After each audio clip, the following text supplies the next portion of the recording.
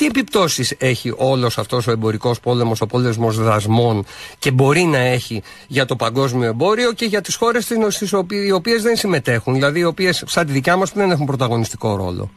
Είναι αλήθεια ότι μετά από την έναρξη ενός εμπορικού πολέμου λίγο πολύ όλοι θα βγουν χαμένοι, διότι πραγματικά οι δασμοί είναι ένα εμπόδιο στην ελεύθερη ροή αγαθών και υπηρεσιών, φτάνουν πολύ ακριβότερα στον τελικό καταναλωτή, οπότε η γενικότερη εικόνα είναι ότι οι εμπορικοί πόλεμοι αφήνουν όλους χαμένους. Είναι αυτό που λέμε ότι είναι τελικά ένα παίγνιο, μάλιστα αρνητικού αθροίσματος. Ωστόσο, η λογική της αμερικανικής κυβέρνησης είναι να ενισχύσει την εγχώρια παραγωγή. Είναι ξεκάθαρο, έστειλε το μήνυμα ακόμη και με λόγια, έτσι, ο πρόεδρος Ντόναλντ Τραμπ στις μεγάλες επιχειρήσεις, ότι αν θέλουν να γλιτώσουν από την επιβάρυνση των δασμών, να φέρουν την παραγωγή τους πίσω στις ΗΠΑ. Αυτό δεν έχει κάποιο νόημα? Και γενικώς όλη αυτή η επιβολή δασμών φαίνεται ότι είναι υπολογισμένη ούτως ώστε οι ΗΠΑ να μπορέσουν σταδιακά να εξισορροπήσουν το εμπορικό τους ισοζύγιο, δηλαδή τι πουλάνε και τι αγοράζουν, τι εξάγουν και τι εισάγουν με όλες τις χώρες του κόσμου. Είναι παράλογη επιθυμία αυτή για κάποια αμερικανική κυβέρνηση? Πολύ ωραία τα εξηγείτε, κύριε Πολυζωήδη. Ακριβώς αυτό είναι ο στόχος.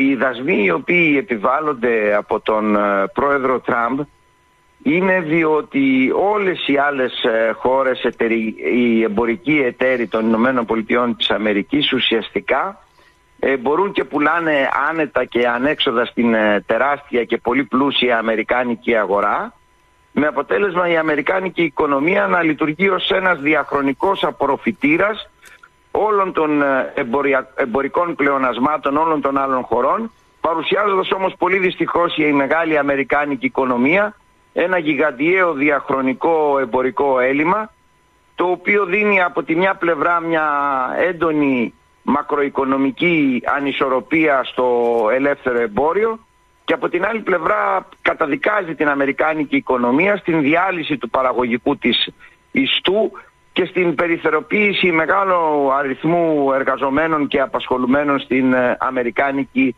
οικονομία.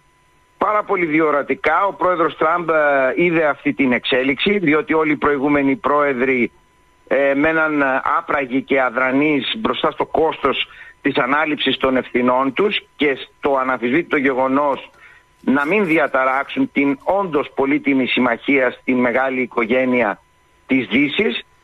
Αλλά όλες αυτές οι αρνητικές επιπτώσεις οι οποίες ισορρεύονταν στο μεγάλο χρονικό διάστημα ουσιαστικά αποκορυφώθηκαν με την εκλογή του Προέδρου Τραμπ από πολύ μικρομεσαίες εισοδηματικές τάξεις και ακόμη και φτωχούς, και ο Πρόεδρος Τραμπ πραγματικά αυτή τη στιγμή εφαρμόζει αυτό το οποίο εξήγηλε, την γονατισμένη αμερικάνικη οικονομία να την ορθώσει ξανά, να την ανασυγκροτήσει και να τον οδηγήσει σε νέους δρόμους.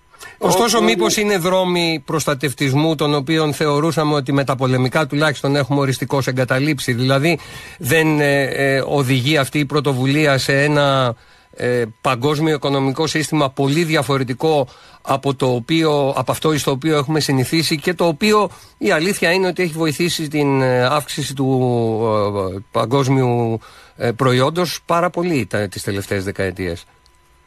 Ναι, βεβαίως. Το διεθνές εμπόριο, όταν είναι ελεύθερο και η διαδικασία της παγκοσμιοποίησης είναι ο μεγαλύτερος διάβλος ουσιαστικά διάχυσης του παγκόσμιου πλούτου και ειδικά στις αναπτυσσόμενες χώρες.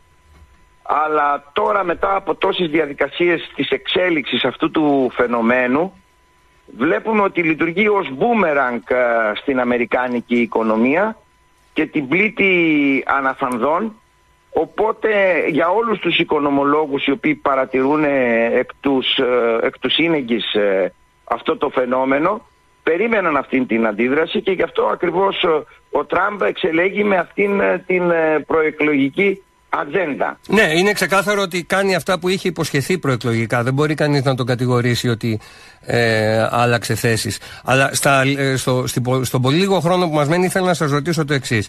Εκτιμάτε ότι κάποια στιγμή θα κατακαθίσει όλος αυτός ο πόλεμος σε μια νέα ισορροπία και θα επανέλθουμε σε μια φυσιολογική, έτσι όπως θα είχαμε συνηθίσει, κατάσταση σε ό,τι αφορά το παγκόσμιο εμπόριο? Δηλαδή να κάνουμε λίγο υπομονή με λίγο παραπάνω πληθωρισμό για τα επόμενα χρόνια εμείς οι καταναλωτές, αλλά κάποια στιγμή θα ησυχάσουν τα πράγματα, ή θα αλλάξει εντελώς όλο το παράδειγμα?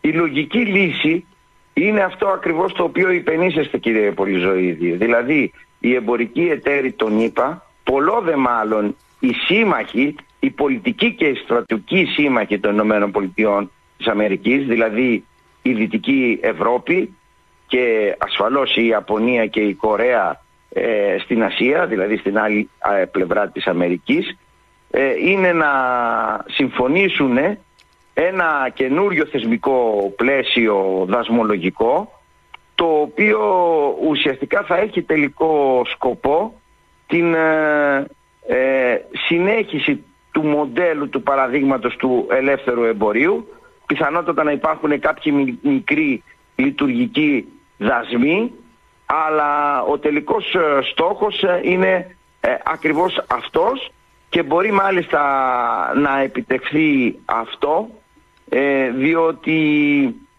οι εταίροι, οι εμπορικοί των Ηνωμένων Πολιτειών της Αμερικής δεν έχουν πολλές άλλες επιλογές. Μάλιστα. Δεν είναι καθόλου τυχαίο ότι η Ευρωπαϊκή Ένωση, ακόμη και τώρα που διάβασα την αντίδρασή της στη σημερινή, είναι πάρα πολύ ήπια, και επειδή ακριβώς ήξερε ότι εάν θα το παρατραβούσε όπως το παρατράβηξε η Κίνα, θα μπορούσε να αντιμετωπίσει δασμούς ακόμη και 200%, ειδικά στα προϊόντα που έχουν αλκοόλ, από τη γαλλική σαμπάνια μέχρι την... Και να θέσει σε ακόμη μεγαλύτερο κίνδυνο μια σειρά από σημαντικούς κλάδους, όπως είναι αυτός που αναφέρατε, της εινοποιίας ή της αυτοκινητοβιομηχανίας. Κύριε Βαγγελόπουλε, σας ευχαριστώ πάρα πολύ για το χρόνο σας. Εγώ σας ευχαριστώ πολύ, και θα ζήσουμε ενδιαφέροντες καιρούς, και ελπίζω, όπως είπατε και εσείς, να πέσει ο κουρνιαχτός και επιτέλους οι εμπορικοί εταιροί των ΗΠΑ να καταλάβουν ότι ένας κόσμος είναι καλύτερος και αξίζει να υπερασπιζόμαστε το ελεύθερο εμπόριο, αλλά όχι να είμαστε εμείς όλοι οι εταίροι των ΗΠΑ που θα το παραβιάζουμε και η ΗΠΑ θα γίνει ο απορροφητήρας των πλεονασμάτων μας. Κύριε Βαγγελόπουλο, ευχαριστώ πάρα πολύ. Ο κύριος Πάνος Ευαγγελόπουλος είναι αναπληρωτής καθηγητής στο Τμήμα Διοικητικής Επιστήμης και Τεχνολογίας του Πανεπιστημίου Πελοποννήσου. Είναι οικονομολόγος, ζούμε σε ενδιαφέροντες καιρούς, σημείωσε. Καλό αυτό ή κακό?